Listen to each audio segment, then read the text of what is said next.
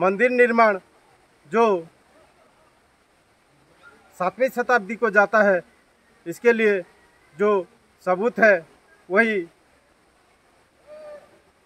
जो हरिहर पंगत यहाँ होता है, यही बड़ी सबूत है।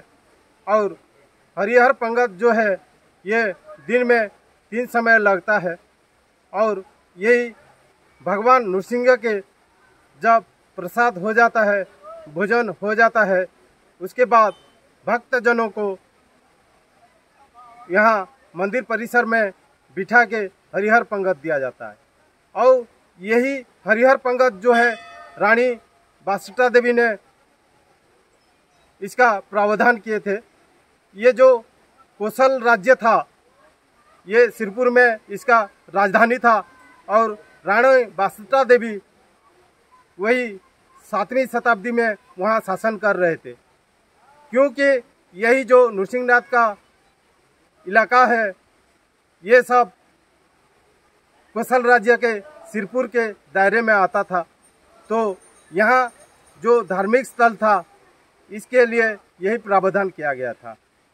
और यहाँ जो जटा नृसिंह के महाप्रभु हैं, ऐतिहासिक वही गवेषणा से सिद्ध करते हैं कि पहले यहाँ जो भगवान विष्णु के पूजा होता था, वही जटा नृसिंह के रूप में पूजा किया जाता। बहुत साल मंदिर जो निर्माण हुआ, तब मार्जार के श्री भगवान जो है मुख्य स्थल में गए और जो जटा नृसिंह थे वही आपके जो रोजशाला है, जो किचन हाउस है, वहीं अवस्थापित थे।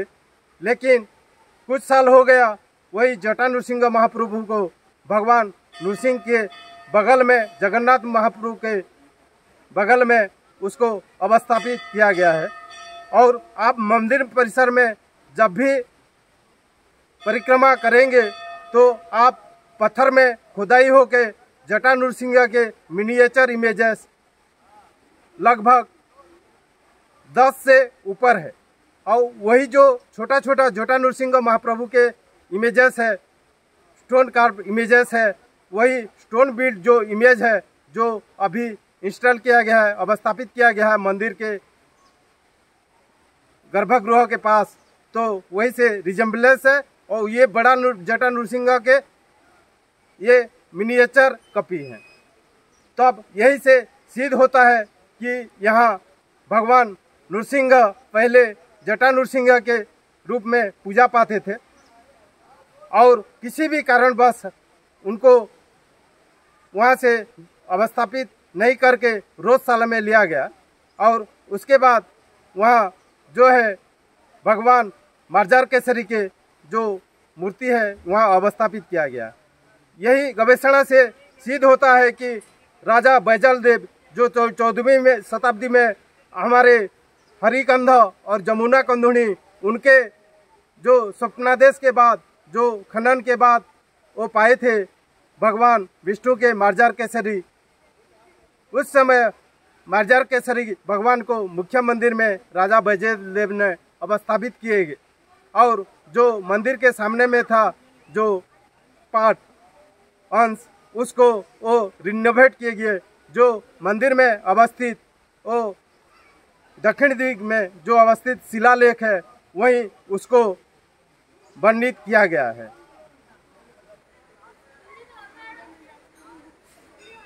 नृसिंहनाथ भगवान के जो मंदिर है, ये 3 अंश में है। एक जो है विमान या मुख्य मंदिर, यही आप देख सकते हैं।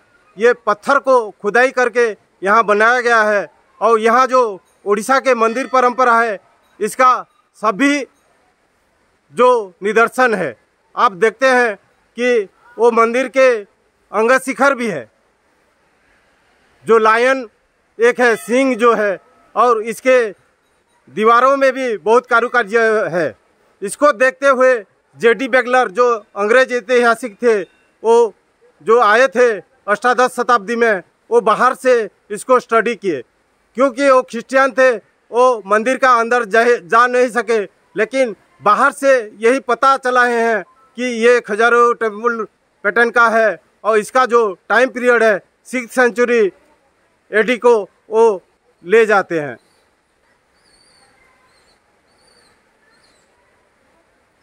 ये जो अंश है मंदिर के विमान के बाद है जगमोहन, जो जेडी बेगलार साहब ने निर्धारित किए हैं। इसका अंदर 4 पिलर्स है जो ब्लैक स्टोन, ब्लैक मुगनी पत्थर से है, काला मुगनी पत्थर से है। और यही जो चारों पिलर्स हैं ये सबूत देता है कि यहाँ भी एक अच्छा शानदार मंदिर था। तब यही जो अंश है यही उनके अनुमान से बाद में डिस्ट्रॉय होकर रुइन हो गया था। इसको राजा बैजल देव ने 14वीं शताब्दी में उसका पुनर्निर्माण किए थे, जिसका वर्णन ये जो जगमोहन है इसका दक्षिण पार्श्व के शिलालेख में लिपिबद्ध है। मंदिर के विमान के बाद जगमोहन है और इसके बगल में जो रोशक गृह है, जो किचन हाउस है, जो पाकशाला है, भगवान नृसिंह के जो प्रसाद बनाया जाता है। यही रोशशाला बहुत ऐतिहासिक महत्व वहन करता है, क्योंकि अगर हम इतिहास को देखेंगे तो रानी बासटा देवी जो कोसल साम्राज्य के रानी थे, वो जो हरिहर पंगत का व्यवस्था किए थे यही सब पकाया गया था। और उड़ीसा में ऐसा बहुत कम मंदिर है जहां हर दिन भगवान के प्रसाद सेवन के बाद ऐसा मुफ्त में भक्तजनों को प्रसाद दिया जाता है। और यही मंदिर परिसर में ये सब भक्त बैठ के हरिहर पंगत भोजन करते हैं। रानी बासटा देवी जो हरिहर पंगत व्यवस्था किए थे यही मंदिर के परिसर में अभी भी दिया जाता है और वहाँ भक्तजनों बैठ जाते हैं। जितने भी भक्त होते हैं सभी को यही हरिहर पंगत का प्रसाद मिलता है। और यही हरिहर पंगत क्यों नाम हुआ ये अनुमान लगा जा सकता है। उसके बगल में दूसरे तरफ हरिहर का मंदिर भी है हरिशंकर में, इसलिए यही भी हो सकता है। लेकिन ये जो प्रसाद होता है इसको अर्पण करने के लिए जो पुजारियाँ रहते हैं वो पहले मंत्र पाठ करते हैं, उसके बाद भक्तजनों उसको सेवन करते हैं। तो अब जब प्रसाद सभी को परसा जाता है, इसके बाद इनके मुख्य पुजारी जो है वो बोलते हैं, राम कहे सुख पूछे, कुष्ठ कहे दुख जाए, महिमा प्रसाद पाओ, प्रेम से बोलो हरिहर।